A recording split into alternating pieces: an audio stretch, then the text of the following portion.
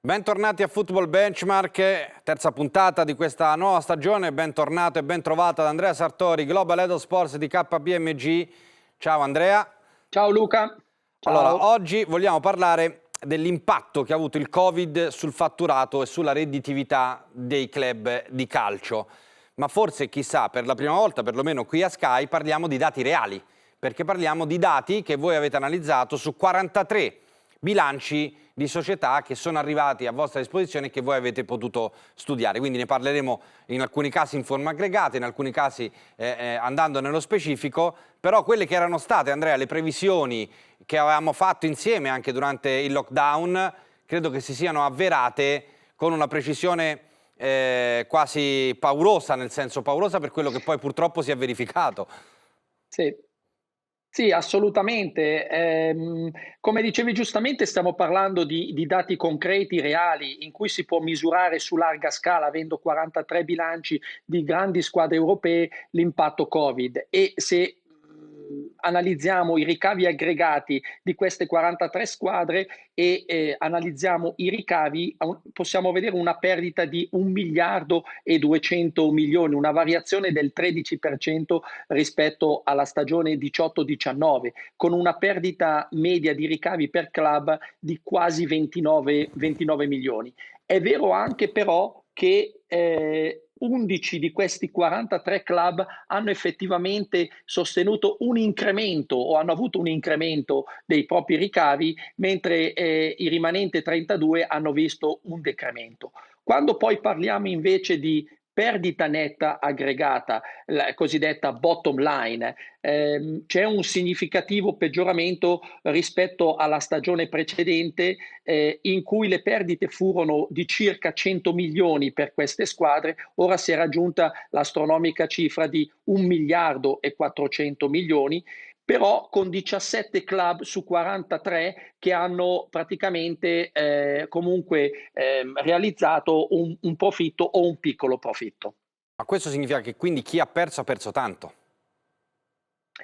Chi ha perso tanto. Le squadre francesi sono state penalizzate in maniera, direi, devastante dalla mancata conclusione della stagione, e poi chiaramente ci sono i casi specifici perché sì, c'è l'impatto Covid, però chiaramente la performance sportiva e per certe squadre, come vedremo nelle grafiche successive, la realizzazione di determinate plusvalenze piuttosto che la qualificazione a determinati eventi internazionali, sia essa la Champions League o l'Europa League, hanno un effetto positivo. Rimaniamo nel dato aggregato e poi andiamo nello specifico, come giustamente anticipavi tu, per andare a guardare le tre grandi aree, no, che hanno avuto le perdite: il botteghino, quindi lo stadio, la questione relativa ai diritti TV e il commercial. Di queste tre aree, quella che ha avuto in percentuale comunque la perdita maggiore è i diritti TV, non troppo lontana però dal discorso stadio, perché come dicevi tu in alcuni campionati non si è giocato e quindi chiaramente si è interrotto il rapporto con la televisione. Lo stadio chiaramente, poi vedremo quali saranno il prossimo anno le ripercussioni per una stagione intera giocata senza pubblico, però la mancanza di pubblico nella fase cruciale della stagione si fa sentire. Assolutamente, impatta circa il 17%, però meno rispetto ai diritti TV, che sono anche molto più importanti a livello assoluto, con un impatto del 19%. Tengo a sottolineare il fatto che nei diritti TV abbiamo anche i diritti relativi ai premi UEFA. Certo. Quindi non si tratta solo dei campionati nazionali. I ricavi commerciali tutto sommato hanno ottenuto, anche se io prevedo un impatto maggiore nella stagione in corso, perché ci saranno moltissime rinegoziazioni. Andando nello specifico e nei club, prima dicevamo alcuni club hanno perso tanto, altri club sono riusciti addirittura a non perdere, no? Nella variazione annuale dei ricavi operativi delle squadre spicca a livello negativo certamente la performance del Manchester United. Dimmi te quanto pesa la mancata partecipazione alla Champions League.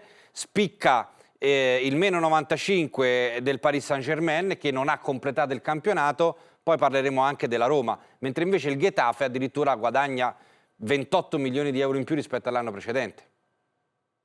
Sì, diciamo che le squadre sulla destra, che sono Getafe, Braga, Rangers e Trabzonspor, la squadra turca, hanno aumentato i ricavi operativi per la ragione a cui facevo riferimento prima, cioè la qualificazione alle competizioni europee.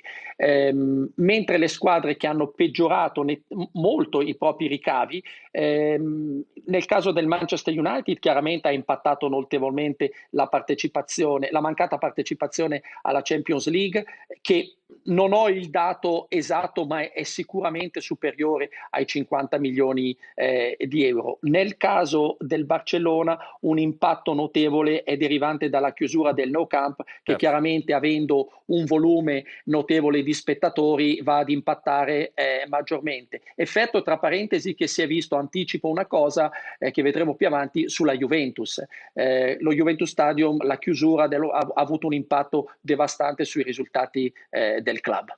Andando invece ad analizzare il risultato netto della stagione 19-20 di alcuni club, vediamo che intanto sono due le italiane che hanno la performance meno brillante, se vogliamo essere eleganti, sono Milan e Sì. Roma, con un risultato abbastanza pesante anche in generale, in assoluto, con sicuramente la vicenda Covid che ha influito perché la variazione rispetto all'anno precedente è significativa. Anche in questo caso ci sono delle società che comunque, nonostante il Covid, sono riuscite a migliorare il dato dell'anno precedente. Diciamo che le società che hanno migliorato in questo caso, visto che prendiamo il risultato netto, sono molto impattate anche dalle plusvalenze derivanti dalla vendita di alcuni calciatori. Mi riferisco ad esempio al Benfica con la vendita di Joao Felix e all'Ajax con la vendita di De Ligt alla Juventus. Quindi queste squadre che hanno beneficiato di plusvalenze o dalla partecipazione a competizioni rispetto all'anno precedente, competizioni internazionali rispetto all'anno precedente, chiaramente hanno visto un miglioramento del risultato netto. È triste vedere che la Roma e il Milan, sia in valore assoluto ma anche come variazione annuale, soprattutto la Roma ha visto un peggioramento notevole di oltre 180 milioni di euro. Dovuto alla mancata partecipazione alle competizioni europee, a un risultati non Cioè, particolarmente favorevoli e Covid, quindi sono queste le tre varianti che hanno permesso, cioè che hanno obbligato la Roma ad avere questo tipo di situazione. sì, hai risposto perfettamente alla tua domanda. Questi tre fattori hanno impattato e hanno creato questa variazione rispetto all'anno precedente di 180 milioni. Allora Andrea, voi avete fatto un focus anche sulle squadre italiane, sia per quanto riguarda i ricavi operativi, sia per quanto riguarda i risultati netti, proprio per fare un focus sulle big, quindi Roma, Inter, Juventus, Milan, Napoli e Lazio. Ognuna di queste racconta una storia diversa, al di là dei numeri che sono diversi, ma il perché sono arrivati a questi numeri qua, c'è un motivo diverso per tutte quante fondamentalmente.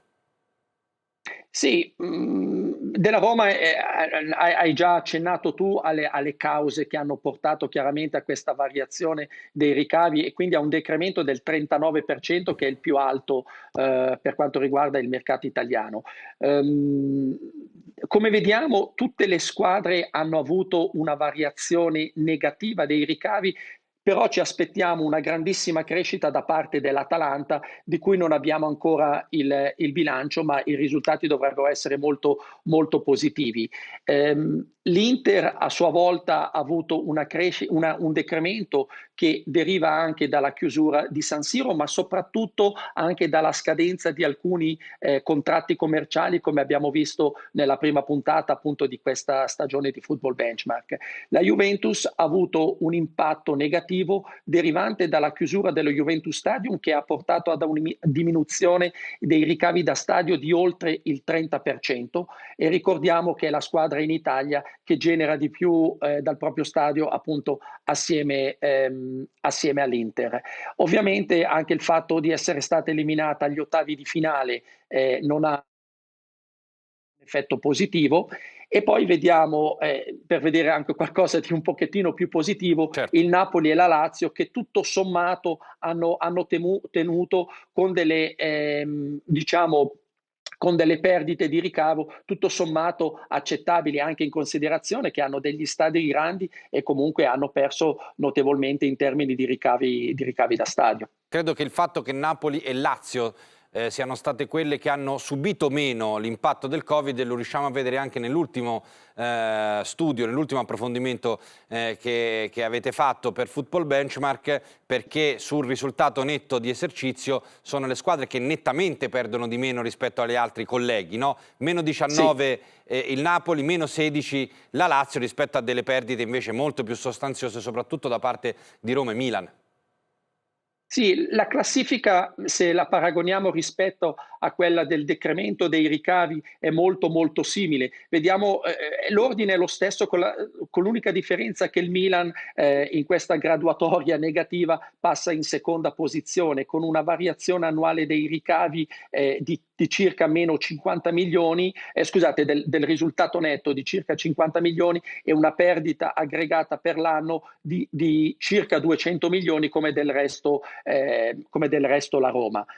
Il resto della classifica è più o meno il medesimo. Direi che se vogliamo fare un commento sulla Juventus, che comunque ha avuto una variazione annuale di 50 milioni, perché già nella stagione 18-19 aveva postato una perdita di 40 milioni, è riuscita in un certo senso a diminuire tali perdite grazie a delle plusvalenze derivanti dalla vendita di alcuni calciatori come Pjanic, Keane e Cancelo, che hanno chiaramente avuto un impatto positivo sul bilancio. Ancora una volta Napoli e Lazio direi che hanno tenuto più che bene.